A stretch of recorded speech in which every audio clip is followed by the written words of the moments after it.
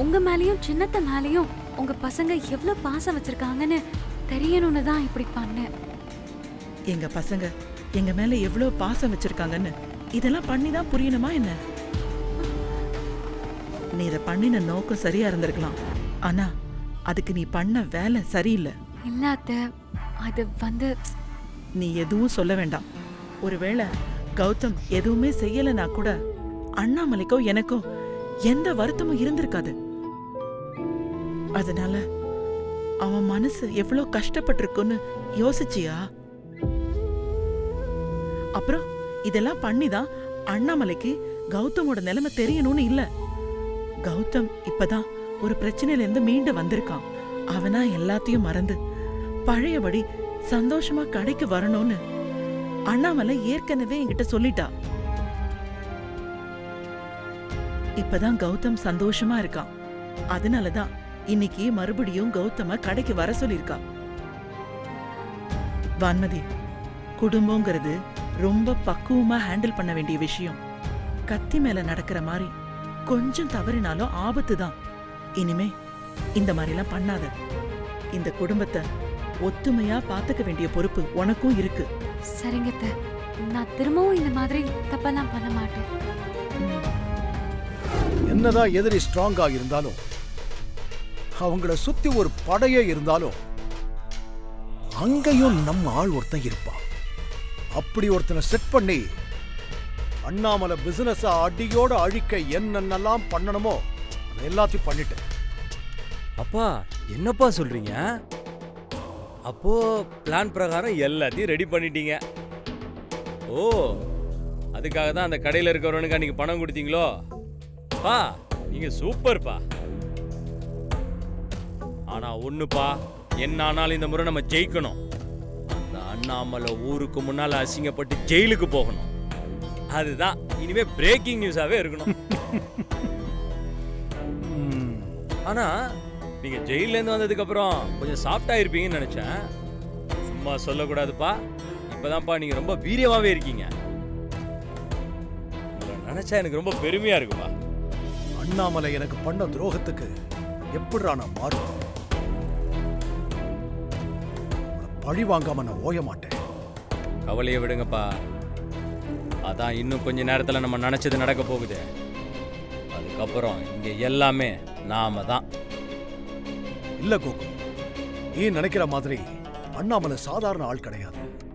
இந்த பிரச்சனையில இருந்து தப்பிச்சாலும் தப்பிச்சிருவா.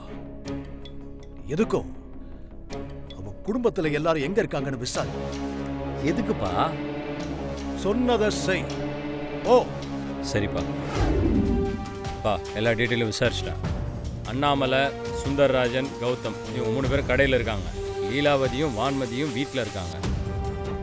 பவித்ராவும் அருவியும் ஷாப்பிங் போயிருக்காங்க. சூப்பர். இப்ப எல்லாம் நமக்கு சாதகமா தான் இருக்கு. ஓகே, இன்னைக்கே பார்க்கலாம் அண்ணாமலையா நாமளான்னு.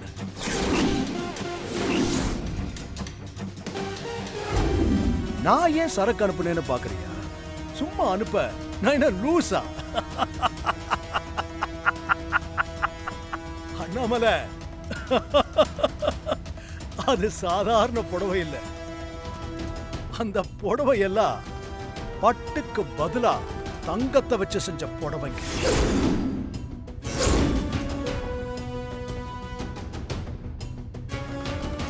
ஒவ்வொரு புடவையோட மதிப்பும் 50 லட்சம் 50 லட்சம் இருக்கும்பா. 50-60 லட்சம் இருக்கு.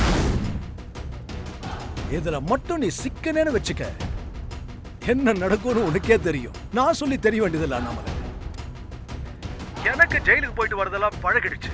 ஆனா உனக்கு ஜெயில் புதுசு இல்ல. ஒரு தடவை போய் பார்த்துட்டு தான் வாய. ஜெயில் வாழ்க்கை எப்படி இருக்கும்னு உனக்கே தெரியும். அப்புறம் ஜெயில் சாப்பாடு கொஞ்சம் மோசமா தான் இருக்கும். கவலைப்படாத, நான் ஜெயிலர் கிட்ட சொல்லி சூப்பர் சாப்பாடு போட சொல்றேன். கொழுப்பு ஏறாத மாதிரி. நீ யார்கிட்ட பேசிட்டு இருக்கன்னு தெரியுதா? நல்லாவே தெரியுதா அண்ணாமலை? இது வரைக்கும் கேம்ல நீ மட்டும் தான் ஜெயிச்சுக்கிட்டு இருந்த. இனி நான் ஜெயிக்கிறத நீ பாப்ப. நீ ஜெயிலுக்கு போயிட்டு வரதுக்குள்ள உன் 26 கடையையும் நான் சொந்தமாக்கிக்கிறேன். அப்புறம் இங்க எல்லாமே நான் தான்.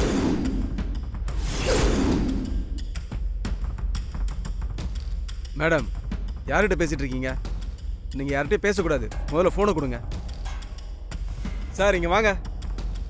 இவங்க கிட்ட இருந்து போன் வாங்கலையா நீங்க? வாங்கல சார். மற்ற எல்லாருக்கிட்டையும் போன் வாங்கிட்டீங்களா? வாங்கிட்டேன் சார். பிடிங்க. வாங்காதவங்க கிட்டலாம் போன் வாங்குங்க. சரிங்க சார். போங்க, போய் சீக்கிரம் வாங்குங்க.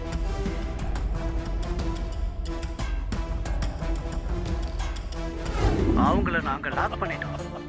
அவங்க எங்கேயும் போக முடியாது. இத பாரு, நான் சொல்ற வரைக்கும் ரைட் நடந்துகிட்டே இருக்கணும்.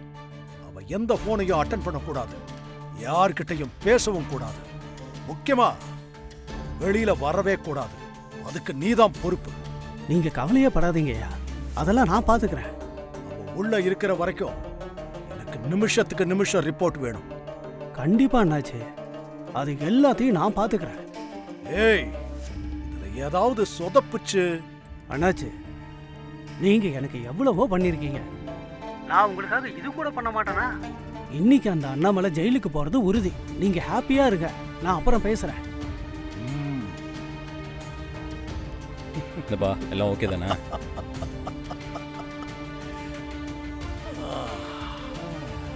நம்மள என்னையா ஜெயிலுக்கு அனுப்புன? உன்னை நீ நிம்மதியாவே விட மாட்டேன்.